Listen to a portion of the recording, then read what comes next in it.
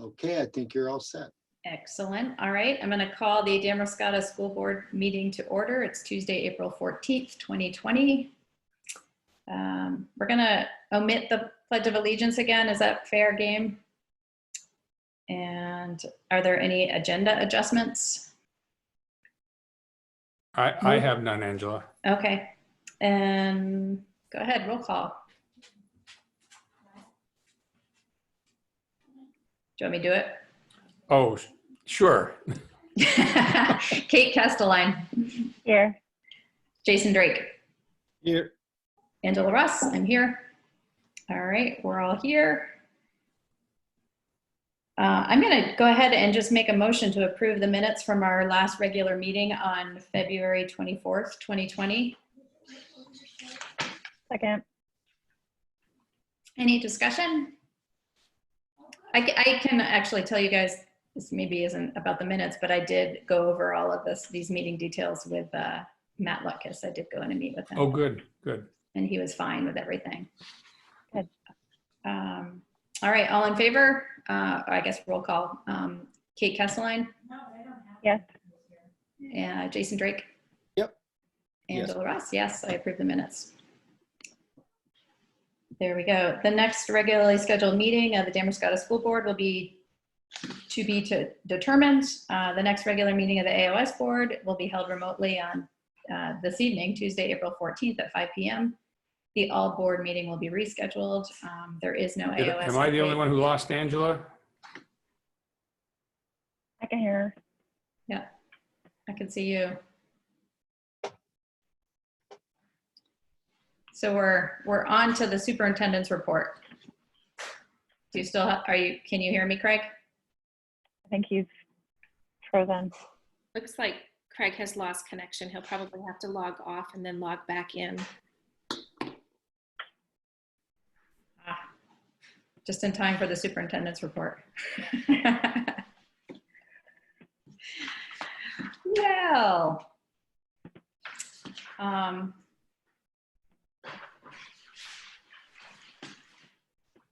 Rick, is there anything you can summarize for the superintendent's report, or could we jump ahead and approve our fiscal year 21 budget or talk about it? Actually, I think if you're okay with that, of course, we can start to talk about it. Sure. All right. If you'll stand by for just a second, I'm going to bring it up.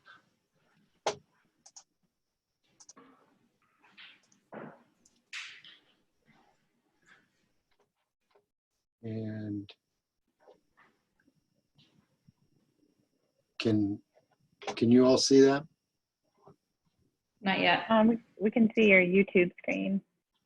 Okay, that's not the one I want to look at. Oh yeah, I'm looking at that one. There we go. Okay. See that? Yeah, with Okay. my binoculars, maybe. Yeah. That's about as big as it gets here. I've blown it up as much as I can.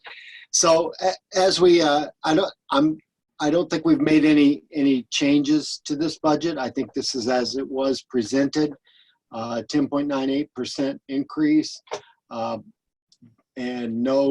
we've made no changes to the enrollment that we previously discussed. But again, I want to remind you that the tax impact, even though the expenditure side is up almost 11%, the tax impact is minimal. This was the FY20 budget for taxes, $959,000. If you add the FY20 budget, taxable income here and here, it's about $959,000. So very, very, very minimal impact. I think about $300 or $400 at the most. So having said all that, we would recommend that the board approve this budget going forward. I have one question. When I was comparing this hard copy or this new one to the hard copy that we were looking at our last meeting, the only differences were the local appropriation additional was like 2,000 more. and as well as the private insured Oh, value. So Yes, lines two. you So you are absolutely correct. Can Now I you- remember. can you I remind think me what the private insured value is?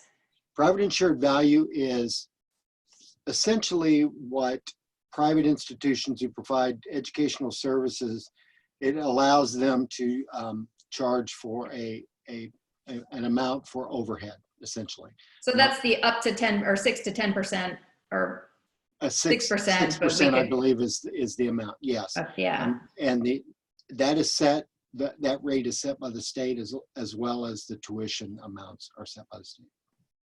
Okay. So those numbers were just new. They just came in. You updated accordingly. Correct. All correct. right. That's it. I have a question.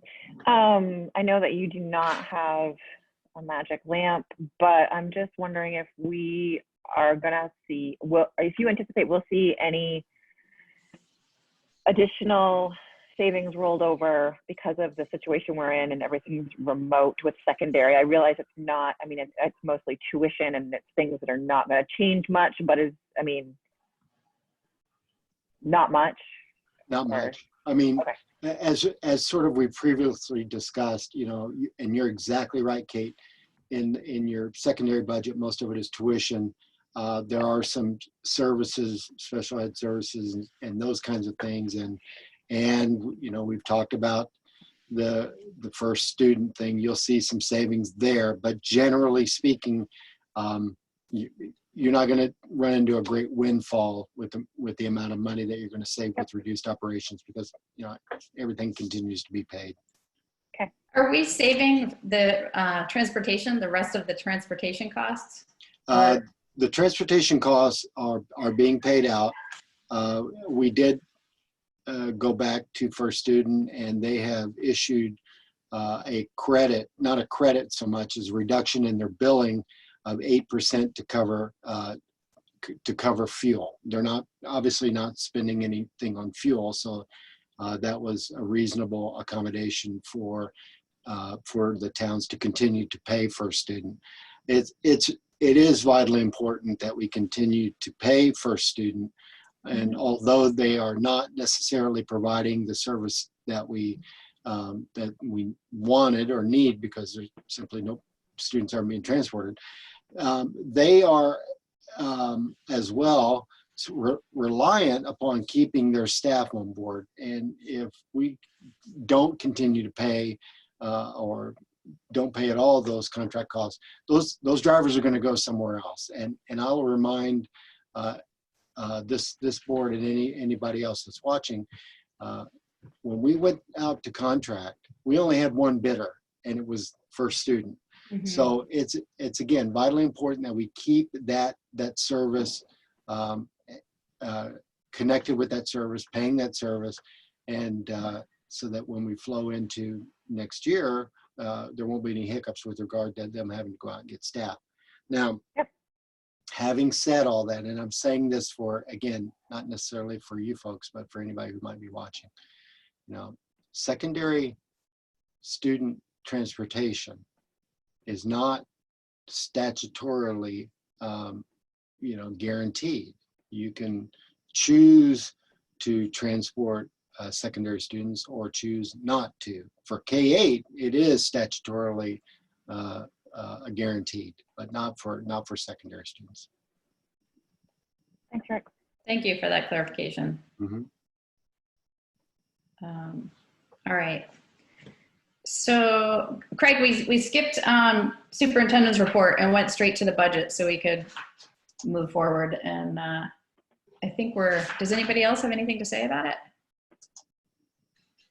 I then make a motion that we approve the fiscal year 21 secondary budget in the amount of $1,793,000.93 Let me start over. $1,793,077.46. Second. I'm going to have to start going to the elementary math classes. There you go. Any discussion? Nope. All right. So I'm going to roll call votes. Kate Castelline, Yes. Jason Yes. Drake, Sorry. Yes. And yes, Angela Ross, I approve this budget. So unanimous approval. Thank you so much, guys. I really appreciate it.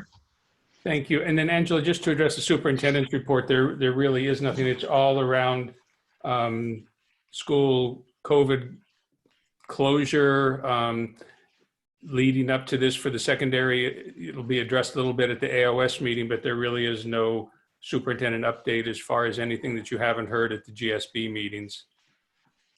That's what I thought. Excellent.